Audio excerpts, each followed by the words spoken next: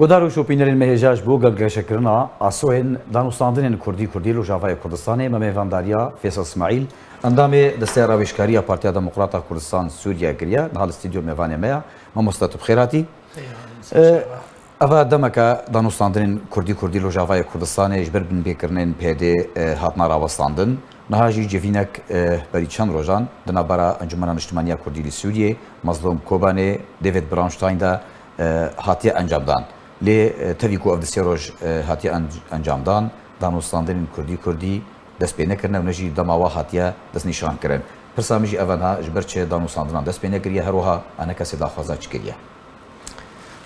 بري ام ورن لقاء وبري ام بيجن او دانوستاندن گوچونا او لقاءات چي بو نو بري هميتشتي وقتا دما گوي بخواز حوارات ام فوضات ابكي بجهات دو جهات بهدور و هادو جهات هناكي د سياسات خود مختلف دوی اجواء ايجابيه بن او اجواء ايجابي جو كاربن يعني كاسل سربريار ايجابي بك دروي حوار ده جارا بري وينا بالضغط من ضغطك امريكي دخيه نبكي فاقياده بيدي وبيدي بو ما جرى بريد قلت دوي ام وبيدي بتني بنجبوق وجهتك جمع تحمليه فشل انتخابات ابكي فوضات ابكي عفوا يعني ام وبيدي تني حركه كردي سياسي ند نا بيدي دج غاز جمع تكرن ان دروي بيدي شما امنا بنشريك ما تقول ام هردو جنهبار البرخلكي هردو حزب سركينا دوي اف حوار وقتا هري سري ونچي سري هري سري مهردود نچي سري يك سبب فشليه دبن ضغط امريكان هذا مجي قبول كر اميانا كيربكن بيانا كي هاتن مزاني بو هندك مبررات اشيكن جبو يجو بيدي نكنا مسؤول دبر فشلي ده واحزابي بتشوكي جو نما فعلي ونا عمليه سر صحي تشكي موجود جوار هي شركه بيدي بس بناء شركه واي عمليه اداريه وادنين نجي بريار بخنا سورا واد نكنا سورا بيدي ده ما بيشتي حوارات دس بيكرن قافن اتفاقات تشيبون تفاهمات تشيبون سر اساس اتفاق المستقبلي او تفاهماتها انا دلي ملتي ما بيقشبو خلكي ما بيخوشبون هوالي مو دوستي مو وطرف الاخر خيرين نافوادا حمو بيقشبون انه كرد بقنا بدو يحلكي اجبو برجونديه كرداتي ذهبي للاسف بشتي انتخابات امريكا دست بكرن اداره عطله اداره امريكيه عطله تشيبو عطله تشيبو يعني ممثلين خو هراندن ادارات تغيير كرن ديسا بيد استغلال كر دست بممارسات خو ارهابي كرن دست بن بيكرنا كرن جا حد انه رئيس اللجنه واي مفاوضات تصريحات استفزازي تصريحات نا كردواري تصريحات نشتمان والبروري جبون يعني نقاري تصريحات حقي عرب هذا بدي نقاري حقي ايبو دجمن واش خورد بينيره بدي حقي لشكري روج ددان وحقي قياده انا كسيد ددان وطرف ام حوارات بخوانير نحكي يعني استفزازات يبون عندك خلكي ما بيعاز كرن كرد بيعاز كرن شكر تشيكي ولاد برورد نا بيدي تجيب تصريحاتي وعازبون او تصريحات هشتن قوم فوضات راوسن يعني ام بين بيدي تحمليه فشلا مرحله اولتكي يا قنشت هريت يعني جاذبه وهجر او تصريحات او ممارسات ارهابيه نكربان بحقيم لتما ومكاتبه من شروطون دو خلقي ما نقدر باجك نقدر ممكن تبو بي وامريكان جي ام الهفرونن وام استمرار مفاوضات ياخذك لا وحوار يمكن بيشتيغو اداره امريكيه كتسرس كاخذ ودس بكر دانوستاندن شيبو لقاءات خوستن ضغط كرن جار كدي دس بيبكن يك جوا اب لقاءات هاليغو رجائيني تشيبوي نهاد فيج فيني تشو خستي انا كسي اما ما قلت ديسا امبيجن او اجواء ايجابي في تامين ببن او اجواء ايجو ام براستي بهدور بكن هكم راستن امي بهدور كن هكم نراستن هرك جمر بيج قمامنا يازناكم يعني اما ما بري قلت يا ام مستعد مفاوضات بكن جبوغو الجمه ام بينن بنجهينا بسركتنا كردا سوريا كريزيا مالا كرديه هجر ام كرد نبيك امي هردو بهردو هر او شيء اداره جو او تصورت كن ان ولا جو ازيب تناخو اداره منطقيكم وزي منم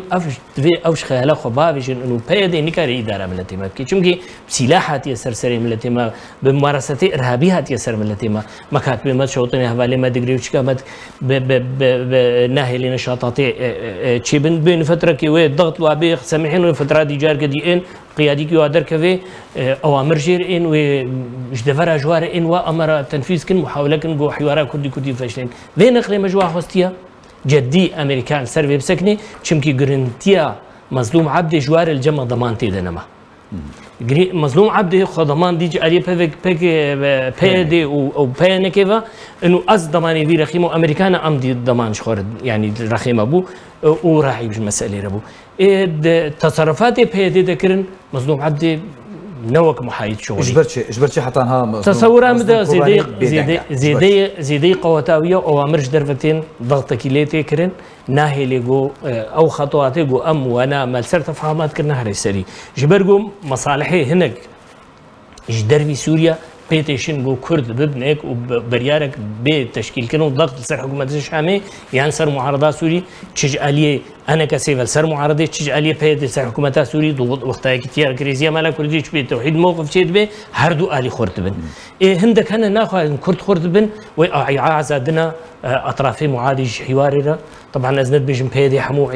حواري هناك قيادات بيدي ده نجم مصلحه وحوارات شبه كرسان شبه وكان هاد شتي جاي وانا ما بس حتى مظلوم كوباني نكاري اركي خرابي وكو الجمع حتى انها اركي خنا راويه چمكي ايجو مكاتبهم شوطان دن دستنشان نكرون اعلان نكرون دان بار محاكمه ايجو هجومي حواله مگر دو بولگركي لگه حواله ما بريو دان هيت وباسلوب كي ممارسه كي ارهابي حواله ما بسلاح دان بشتاوا دان يوار ما ام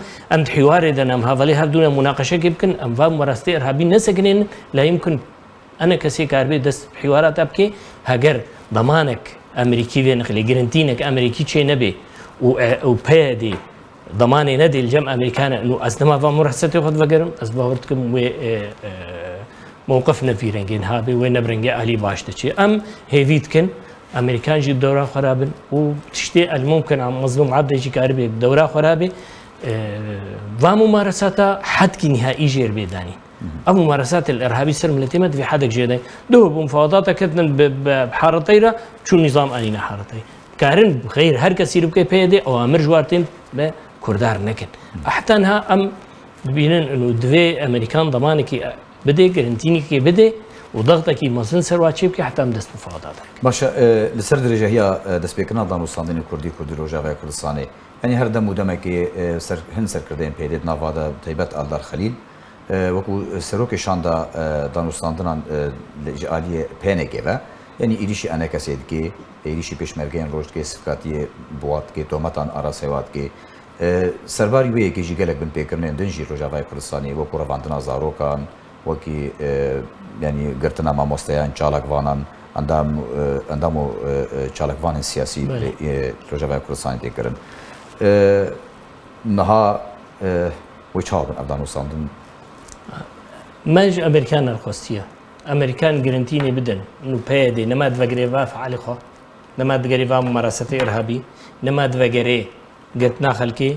او شروطي جو مدس بيكرن سر اساسي وينا ام استمرار بكن اگر ضماني ندي و ممارسات نسكنن ام بك مفاوضات اجي مفشلن ضدو هاجر توقيتك زمني جندين حد مفاوضات حتى في وقتي شو سري نشو سري ام مفاوضات اجي راستينن هاجر جو بيدي خودي خو وممارساتي خو بي ام وار ناب شريكي وك حسابي بيانكي جو شريكي نظري نتشكي فعلي شركاتين اما ام ابن شريك فعلي ام اداره دو قرارات سلم حرب دو قرارات تعليم دو قرارات مصيريه تحقيق مدى ام خدي بريار بن ام بيركن ام نخدي بريان ام بريار خو تسليم بيدينك بر بيدي في باش زان بي بر ملتي مجي في باش زان بي انا كسي نكاري بوارا اتفاقية بكي جو نشريكي برياري فعلي بي ام ببن شريكي فعلي هميت شديدة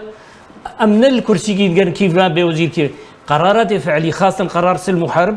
قوى عسكري حماية تعليم دستور كينو عقد كينو اجتماعي ممثلية حقيقي جملتي ما منطقة رجع أي كردستان ده هجر أم نبن شريك فعلي حقيقي أم تكافى بوارنا باش بريجي ما قلتيا سلكة ثانية يعني يكسلك أم تشتفاقي بيانا درخن نا اتفاق تفاهمات كان جيم كان اتفاقان اهيد حمو مراحل دوك اتفاقيات هوك تنفيذ ببن بكم نواري عملية دم اتفاق توقيع كن امناك باش قالك جارا وقتي ابن بيكرن هاتنا كرن انا كسي هاتا خواستن كو دانوستان دست بيكر جار كدي انا كسي فغريا في جاري باليوزي امريكي ديفيد برانشتاين حتى چه استه چرا دايوي كاربي گارانتیا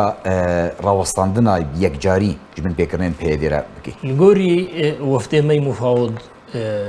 داي قلت ما تشتي خو علمتي واكرنا وجودها مظلوم عبد ده او تشتي شروطي مدايين ما تسليم كرنا مجوارجي قلت يا جو افر نراوستن في دا مفاوضات عملينا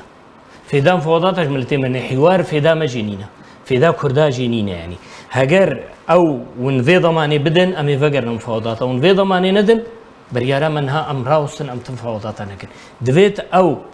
بيدي راوستن السرفا ممارساتي غلطي قوتي كرن صاحبه برا ما تصريحاتي غلط حقي وعدنا قلنا ما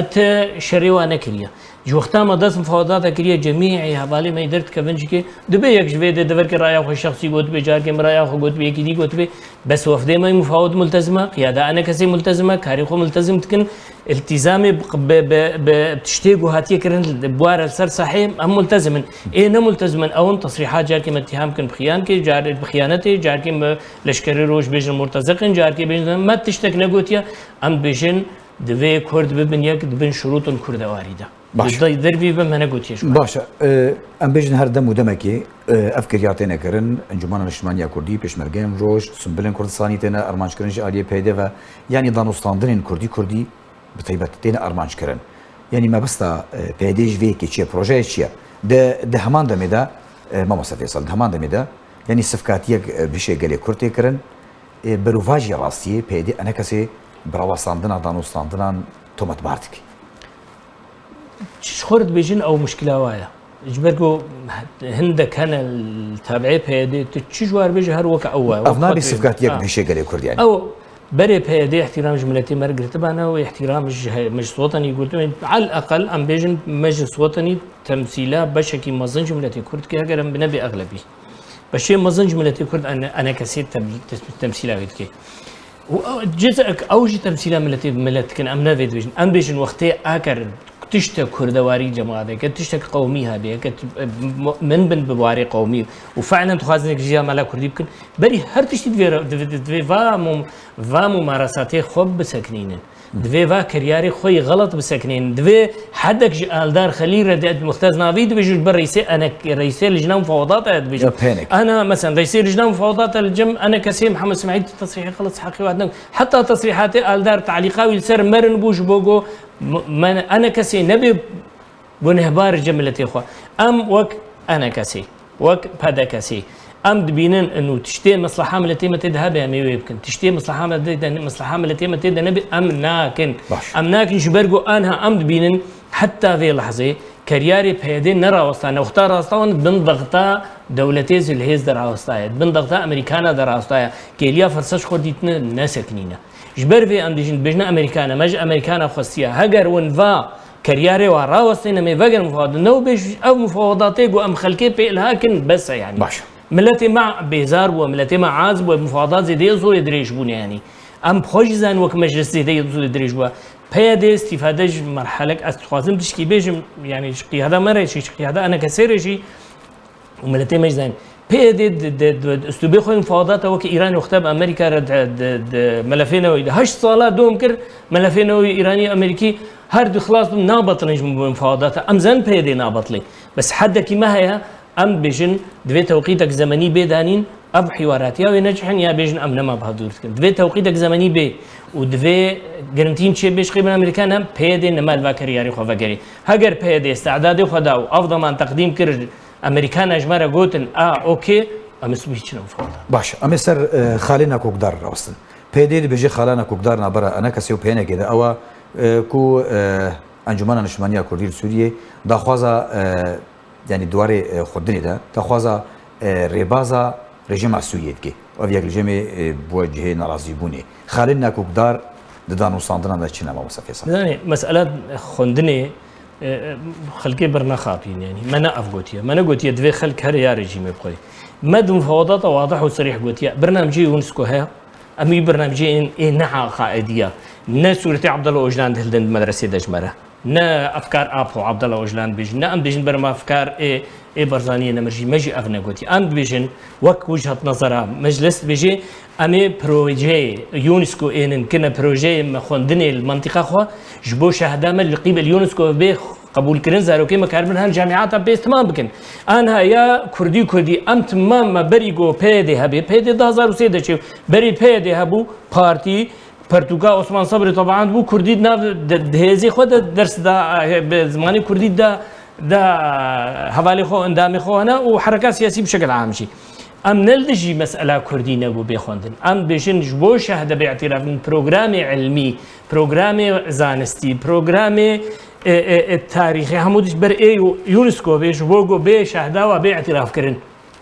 او تخازن ملتما بهلن امي جبو شهدا انها ايجوش بزماني كردي بخرج بكالوري رصاند ونقاري هري شغل الجامعه كل اوروبا بخويني نقاري الكرساني بخويني نقاري التدبر بخجبر او شهدا نمعترف به ملتي ما دهلنا جاهل او هدفك وهي كردا بهن جاهل اما هدفك ما هي كرد بنا خدي الشهاده وخدي مستقبلي زاروكي من نمري جبر فيك قالك باز شو المخيمات او قالك شو اوروبا زاروكي هو بدنا خدنا الدرفه خنه الامي ايه تي كانت مساله ده او اف خوندن ام خالد يمكن خالدي مسألة حماية ولشكر هجر حتى قبيدي بتني خو بيجازي حمايتها هريميكم حمايتها كرسان رجوع أفاك أو دبيجين شمال شرق سوريا حتى أو بأزيتنيكم يعني وي أو سلاحي وي دبي ما كاتبين ما بيشتها هفالي ما دي بري هفالي ما دي ديوارا ولنجواهل دي وأم في قبولنا كن أم بيجن اتفاقيات هو قوتيا قوة مشتركة للحماية والدفاع ودفهم شريكي بريارة ويبن أنت قيادة ويكفن قيادك مشترك بشريك بريار نو والله زي صبت بري زاروكي خدي سدما زبداني وبلودان وكي بدايتها شروش زاروكي مشيان الشركة الوعدة يعني جدي شيء الرجيم كودي بخاز يظهر مليت الشركة أم في قبولنا لكن أم بيجن قوة كردي مشترك دفي قوة دفاعية بين قوة هجومية دفي أو قوة دفاعية بريفانيا ملتي ما بكي بريارة دهوجي واضح وصريحة قوة مشتركة كردية تشبه دفي قيمة بين القوة مشتركة كردية جبر ام هردو اتفاقي بن والتزام بين كريا باش داويه دا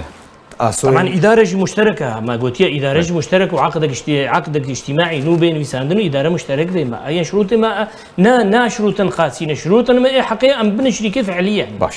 داويه دا تخاز به پرسش تبكم ت اسوين دانوستاندن كردي چاوت بيني اگر امثال عدلان خليل هبن ازنا متفائل مقلكي هجر بريارة بهدي مستقل بي نجدر في وليت بي ممكن تبي